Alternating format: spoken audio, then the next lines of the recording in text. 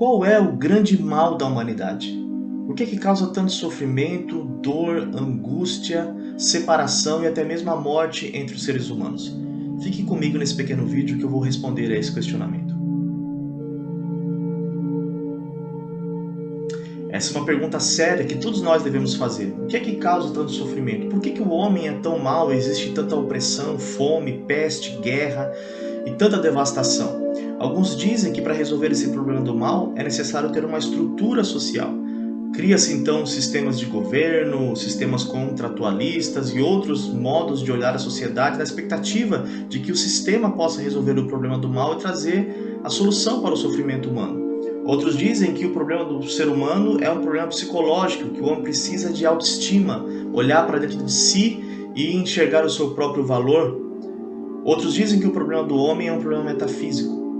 O mal, na verdade, ele é a ausência do bem, é o não ser, é uma privação. O mal passa a ser uma ilusão, ele quase que não existe, é algo da mente humana.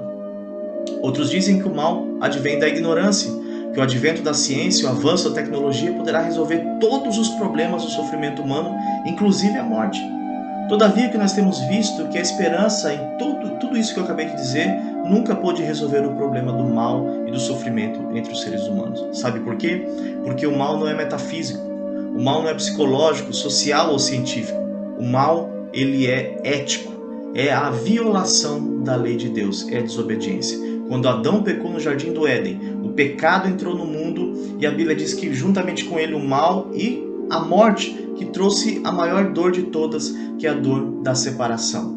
Vivemos hoje uma sociedade completamente depravada, caída, conforme o apóstolo Paulo diz que todos pecaram e destituídos estão da glória de Deus. Todavia, Deus não deixou o homem no seu infortúnio. Deus não ficou debruçado na janela da eternidade vendo a humanidade indo de mal a pior. Deus preparou um caminho para que o mal fosse destruído. E este caminho é um caminho só, cujo nome é Jesus Cristo. O apóstolo Paulo vai dizer em Romanos capítulo 8, verso 3 e 4, que Deus enviou seu próprio Filho em semelhança de carne pecaminosa e no tocante ao pecado, com efeito, condenou o pecado na carne. Ou seja, em Cristo nós temos a resolução da maior antítese do mundo, do maior sofrimento do mundo, que é o pecado. É o pecado que destrói famílias, é o pecado que trouxe a morte, é o pecado que traz a confusão social, os distúrbios psicológicos, é o pecado que traz a ignorância e coisas nesse sentido. Em Cristo, portanto, nós temos a reconciliação com Deus. Em Cristo nós temos as virtudes sociais, é em Cristo que nós passamos a enxergar a sociedade como ela de fato deve ser enxergada, o homem na sua devida dignidade. É em Cristo que nós temos real valor, propósito e sentido para a vida. É em Cristo que nós temos o conhecimento verdadeiro, porque a sabedoria se inicia com o temor do Senhor, de acordo com as Escrituras, e é em Cristo que nós temos a esperança metafísica que a filosofia não pode dar, ou seja, a certeza de que haverá um lugar em que não haverá mais dor, sofrimento, angústia, onde a Bíblia diz que Deus enxugará dos nossos olhos toda lágrima.